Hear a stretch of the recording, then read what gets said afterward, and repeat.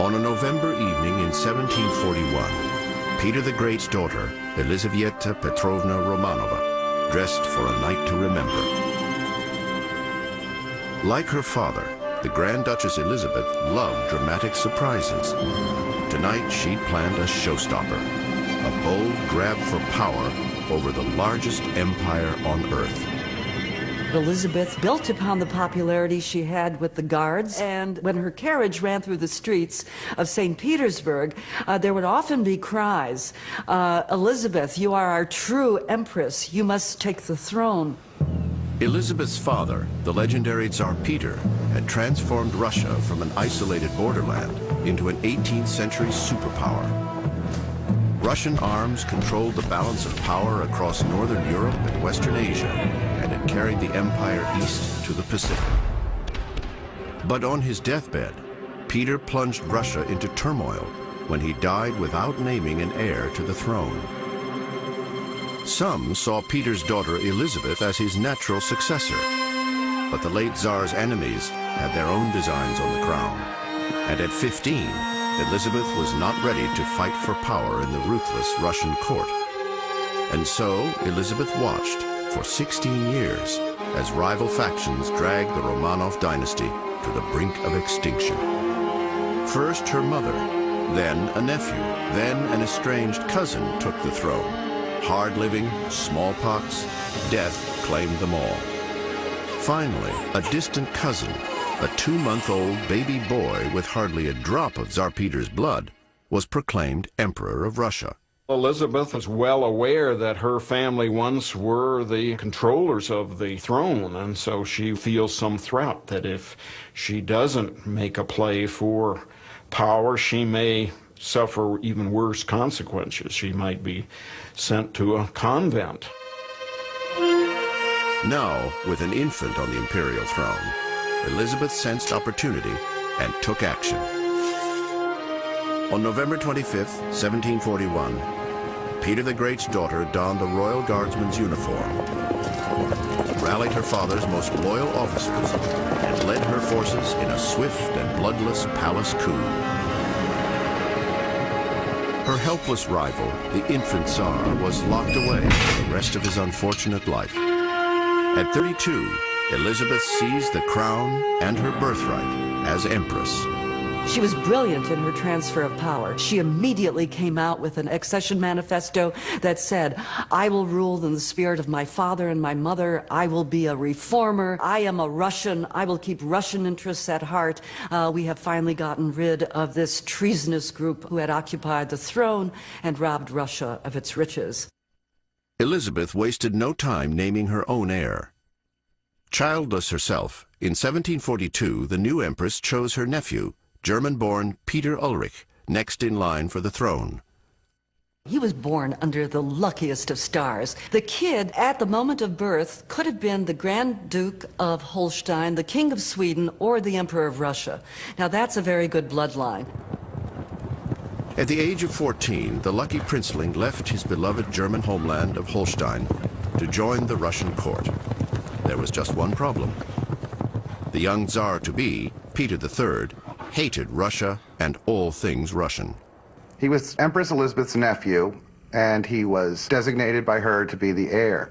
He was truly a foolish, stupid character. He was immature. He had a shrill, irritating voice and thought that the height of wit was to stick his tongue out.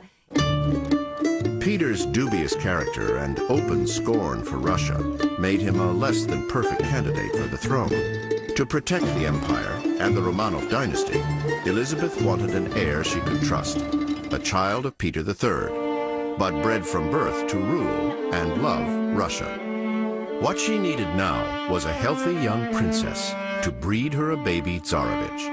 And so, in the winter of 1744, the Empress summoned a second young German to her palace, Sophia of Anhalt-Zerbst. It was the beginning of a 50-year odyssey, which would transform the daughter of impoverished aristocrats into the most powerful woman on earth, the Empress Catherine the Great. Catherine realized that this was her great opportunity, that she was from a rather low-ranking German princely family, and that her future in Russia was a lot more promising than anything that she could find in Germany.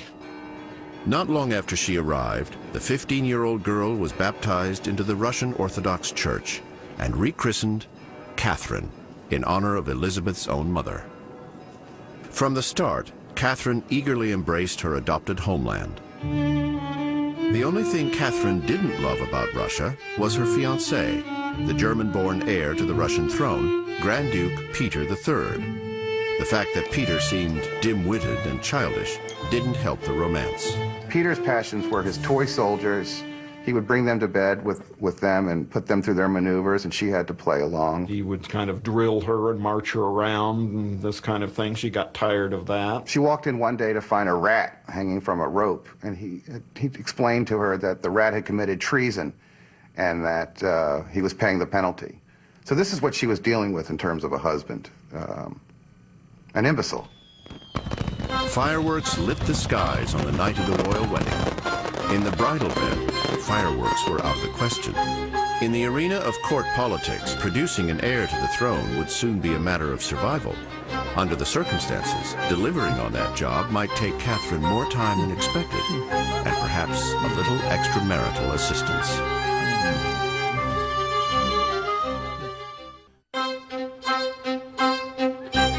In 1753, after 8 years of marriage, the Grand Duchess Catherine, wife of the heir to the Russian throne, finally lost her virginity, but not to her husband, the Grand Duke Peter. The Empress Elizabeth expected Catherine to produce the next generation of Romanovs. With her husband unwilling or unable to help, the Grand Duchess followed the advice of her friends and gave her heart and body to a willing courtier, Serge Saltykov. She was encouraged to have this affair with Serge Saltykov, and this apparently was an attempt to get both Peter and Catherine more at home with matters sexual, and then to get them together to produce the promised heir. With Peter off doing his thing, leaving her lonely and abandoned, the one role that she was designated to do, she wasn't able to do, which was reproduce. And that put her in a very threatening position. Adultery could be a dangerous game, but for Catherine, nothing was more risky than remaining childless. Soon she delivered what the Empress required, a baby. Paul. Historians still debate whether the royal heir was fathered by Catherine's husband or her lover. Having performed her duty, Catherine was cast aside, discarded by her husband, the Empress, and their circles at court. But the Grand Duchess had already developed an appetite for power. Catherine became a student of silent observation, and in doing that she learned all the customs of Russia, the language. She even converted to the Russian Orthodox Church as a way of incorporating herself into the system. She learned Russian politics. She liked politics. She read widely to keep herself abreast of European thinking. So for all of these reasons, Catherine became a very attractive figure at court. Catherine had been bold since childhood, and now with a royal heir to her credit, she waded into the political fray.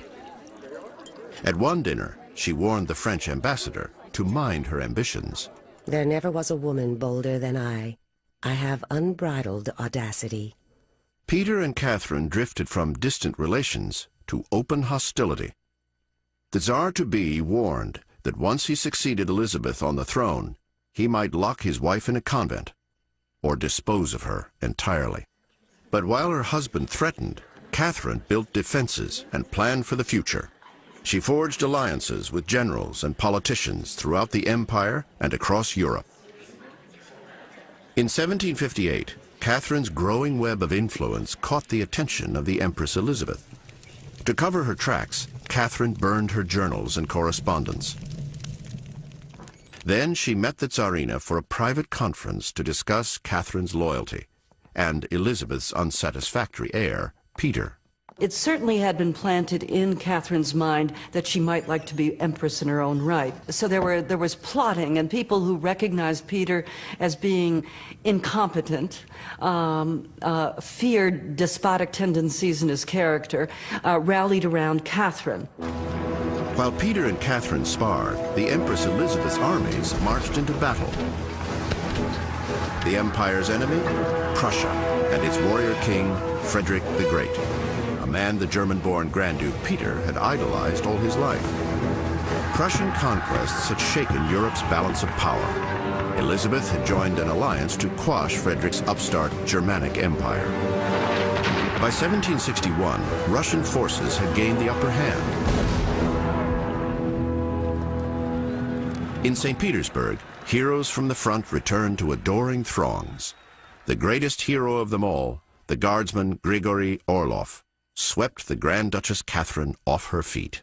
Grigory Orlov was the second of the 5 Orlov brothers, all of whom were handsome, all of whom were reckless, all of whom were dashing. And Catherine fell in love with the said Gregory Orlov, he was the one who helped organize the guards to support her bid for the throne. Catherine and the Orlov brothers dubbed Peter the Monster. They despised his childish ways and Prussian fixation. As the year ended, events came to a head. At the front, the Russian army had overrun Berlin. Frederick the Great was on his knees. His German kingdom was about to be wiped off the map. At the palace, Grand Duke Peter was in despair at the impending defeat of his beloved Prussia, while his Aunt Elizabeth was poised for victory. Then came Christmas Day. Elizaveta Petrovna Romanova, 52 years old, sole surviving child of Peter the Great, Tsarina and Empress of Russia, fell dead. Elizabeth really had created the modern Russian European-type court. European court was unthinkable without women, and women had not been at all prominent at the Muscovite court. In many ways, Empress Elizabeth, despite her flaws, was a role model for Catherine on that a woman can be in charge and have power. The Empress's nephew and heir to the throne, the German princeling Peter III, danced for glee at Elizabeth's funeral. In his first act as Tsar, Peter declared peace with Prussia, sparing his hero Frederick from annihilation and infuriating the entire Russian army. And the new Tsar wouldn't stop there. He ordered the officer corps out of the Russian green uniforms he hated and dressed them in Prussian blue. He stripped the icons out of the Russian Orthodox Church he feared and ordered the priests to dress like German Lutheran ministers. And in a final foolhardy adventure, Peter ordered up an invasion force to claim the German homeland he had left 20 years before, the distant Duchy of Holstein. One night, Tsar Peter toasted his impending crusade. When his wife Catherine failed to raise her glass, Peter announced to all that her time had run out. He was threatening to divorce Catherine, send her to a nunnery, and leave her without anything. And so Catherine realized that the moment had come also for her to act. The next night, Catherine's lover, Gregory Orlov, his brothers, and their fellow guardsmen led a coup to save Catherine and Russia. They deposed Peter with ease. But for the hapless ex-Tsar, the worst was still to come. If you are an empress, the only good ex-emperor is a dead ex-emperor. To keep Catherine's hands clean, Orlov and his brothers dragged Peter out of St. Petersburg. The conspirators' hatred soon got out of hand. A letter to Catherine from Orlov broke the news. The monster was dead.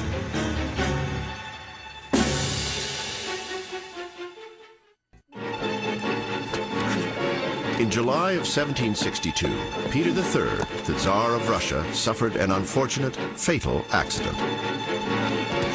He collided with the ambitions of his wife, Catherine the Great.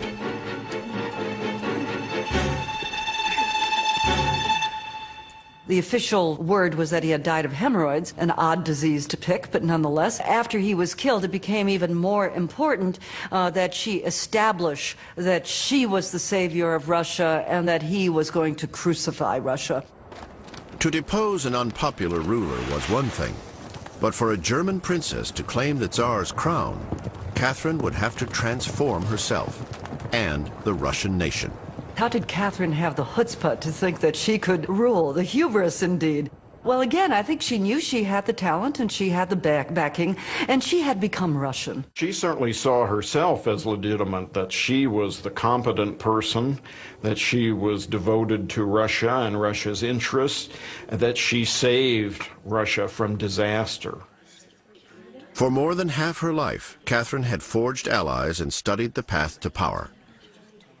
Like her model, the Empress Elizabeth, Catherine seized the throne with a coup. Then, to consecrate her authority, she headed to the cathedrals of the Kremlin to be crowned. She immediately orchestrated a brilliant coronation in which she was celebrated as elected by the people. And then she embarked upon a program of reform. That was how you demonstrated your fitness for the throne after Peter the Great. You reformed. You became a reforming Tsar. At 33 years old, a German princess had claimed the authority of the Russian emperor. The Empress Catherine the Great's lust for knowledge and power would prove to be the stuff of legend and the engine of history. She filled the rooms of St. Petersburg's palaces with art by the great masters, turning her Hermitage into the world's greatest museum. She collected admirers like she stockpiled art, powerful friends and devoted lovers, men she used to cement her hold on power and ease the burdens of imperial rule. Her hunger for land expanded the empire in almost every direction. From Eastern Europe to Alaska and America's Pacific Northwest, Catherine reigned supreme. Above all, she pursued reform. She promoted local government. She chartered schools and universities. She encouraged Russia's elites to challenge tradition. And in so doing, lit the fuse for revolutionary change in Russia. The entire Russian elite felt as though they were having a honeymoon period with her because they discovered that finally they had an empress who spoke the same language as they did, the language of the Enlightenment, who had the same goals as they did, namely to make Russia a state based on law, not based on personal rule, and they applauded this empress of theirs. Catherine seized the Russian throne in 1762, in the Age of Enlightenment. Philosophers and writers heralded the rights of man and the belief that reason could perfect human society. Catherine saw herself as a priestess of the liberal movement. Liberty, the soul of everything. Without you, all is dead. Yet the rights of man confronted the Empress Catherine with a dangerous paradox. For in Russia, where the economy was built on the slave labor of the serfs, human rights was an explosive ideal. It's precisely because you have this enormous gap between sections of educated society and the realities of Russian life, and indeed the values and the mentality of the bulk of the peasant population, that Russia becomes increasingly difficult to govern. The plight of Russia's serfs gnawed at Catherine's high ideals. Still, the Empress knew her crown depended on the loyalty of the nobility. To free the serfs would undermine the nobles and her throne. But in villages along the Volga, the peasants took liberation into their own hands. In 1773, a Cossack and army deserter, Emelian Pugachev, proclaimed himself to be Catherine's dead husband, Tsar Peter III. He called on the masses to overthrow the tyrant queen. Pugachev set up a court and started issuing edicts, quite of a revolutionary nature. Namely, let us exterminate the officials and the landlords, let us end taxation and end military equipment, free the serfs, and divide up the land. So this was quite a revolutionary and attractive to many parts of the population. For over a year, rebellion gripped the Volga River basin. The rebels murdered hated landowners and sacked their homes. But even as they swelled to over 100,000 men, Pugachev's forces would prove no match for Catherine's army. In 1774, the pretender was captured, brought to court in an iron cage, interrogated, and executed. His peasant revolt died with him. The fate of Russia's working poor would haunt the empire to its death. But for Catherine, human rights ended where they threatened her absolute rule. It's been said by people who were in her entourage that she developed a fear of the common people and a conviction that it was much too early to free the serfs. Like Tsar Peter the Great, Catherine was committed to reform, but survival came first. And for a Russian ruler, survival often depended on raw power, conquest, and expansion. There's a very clear logic in Russia's expansion, just as there's also a political logic. I mean, the ruling class of Russia is a landowning aristocratic class. Territorial expansion brings them enormous benefits. The state itself is a sort of deal between the Tsar and the aristocracy, and both of them gain tremendously from expansion. Catherine knew that one territorial goal had always tantalized the Tsars, to expand Russia to the shores of the Black Sea. Seizing the Black Sea coast from the Ottoman Empire would become the Tsarina's enduring obsession. In 1768, Catherine's armies marched into years of warfare with the Ottoman Turks and their allies. The struggle would shape much of Catherine's reign and her personal life. Obviously, she could not be a general in the field, but she paid a lot of attention to the armed forces, made sure they were loyal to her. She gave them all sorts of favors. One victorious commander in the Turkish campaigns won special favor from the Empress, Grigory Alexandrovich Potyomkin. As the Turks gave way in the south, Potyomkin gained sway in the court. Soon, his position eclipsed old favorites like Grigory Orlov. Potemkin was tall, one-eyed, he lost an eye, greasy, brutish, all qualities that repulsed most women, but to Catherine, he was just the end. And through satisfying her, he gained a lot of power in the kingdom.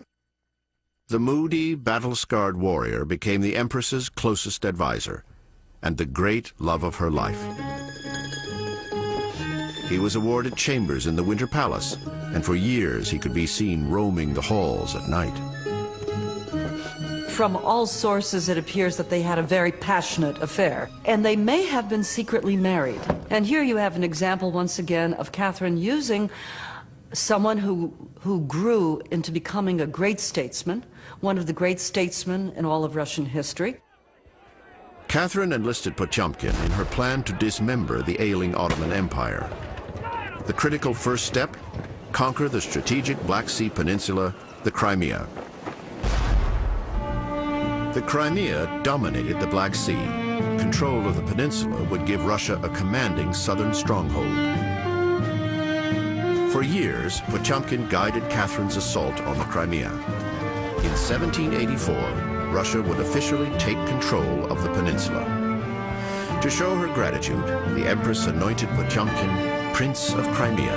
After 20 years on the throne, the Empress Catherine had realized the age-old dream of the Tsars. Russia had seized the Crimea and become a leading Black Sea power. To commemorate her reign, Catherine unveiled a monument to Peter the Great in the heart of St. Petersburg. The magnificent bronze horseman became a symbol of her legitimacy, one more link in the chain between a German princess and the dynasty of the Romanovs. She wanted to make clear to them that she was going to follow the kinds of policies that Peter the Great had, that Russia was going to be great again. And she actually was offered the title of the Great in the first year of her reign, and she rejected and said, this is absurd. This is only something that posterity can decide. Catherine now considered herself truly Russian. Once, when doctors came to bleed the Empress, she joked that she hoped they would drain the last drop of her German blood. In the end, Catherine's legacy would be shaped by blood. Blood in the streets of Paris, over 1,000 miles away. The blood of the French Revolution.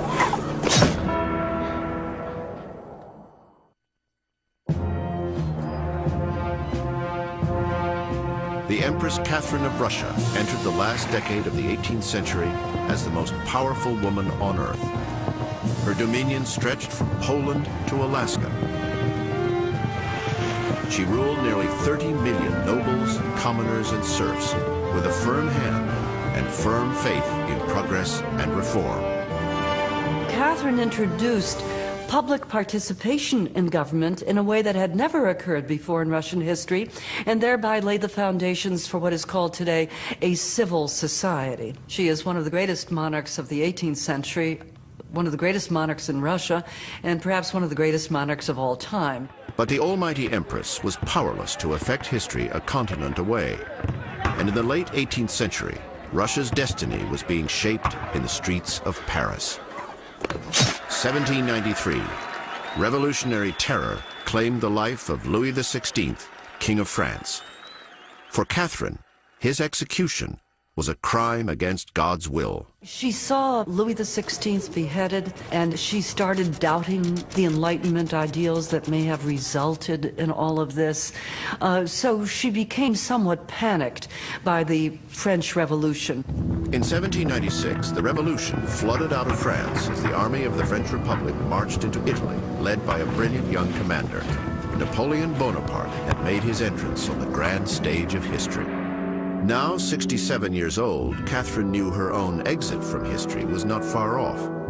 She was adamant that her empire would continue to be led not by a populist mob, but by her own flesh and blood. By law, Catherine could choose whom she pleased as heir to her throne, and the Tsarevich Paul, the son she had borne for her murdered husband Peter, was not necessarily first choice. Catherine was afraid of Paul. She saw qualities in him, dangerous qualities. He was a cruel, unstable, dangerous person. And he asked a lot of questions about what had happened to his father and why was his mother on the throne. And that made him dangerous to Catherine.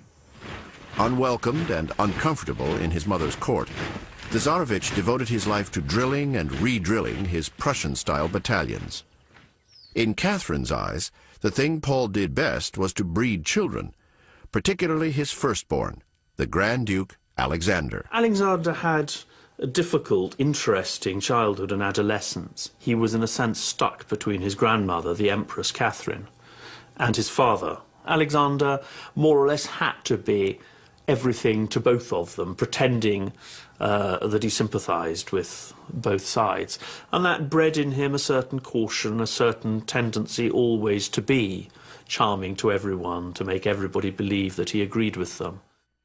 Catherine had the finest liberal scholars tutor Alexander in Enlightenment ideals. His father, Paul, taught him to be a military drill master. As Catherine faced mortality, the question of her successor, her son or her grandson, loomed large. November 5th, 1796. The aging empress was paralyzed by a stroke. The following night, the German princess who had ruled the Russian Empire for 34 years was dead. Some historians claim that her son Paul searched Catherine's chambers before the body was cold and burned any papers that threatened his right to be crowned. Tsar Paul I wasted no time taking revenge on his mother. He dug out the corpse of his father, Peter III, put him in a coffin, and placed him right next to her at the funeral so that they would be eternally together, which he just thought was a divine joke. For 71 years, women had ruled Russia. Paul had chafed under his mother's rule. After her death, he rushed out a decree that only the males of the Romanov line were fit to wear the Russian crown.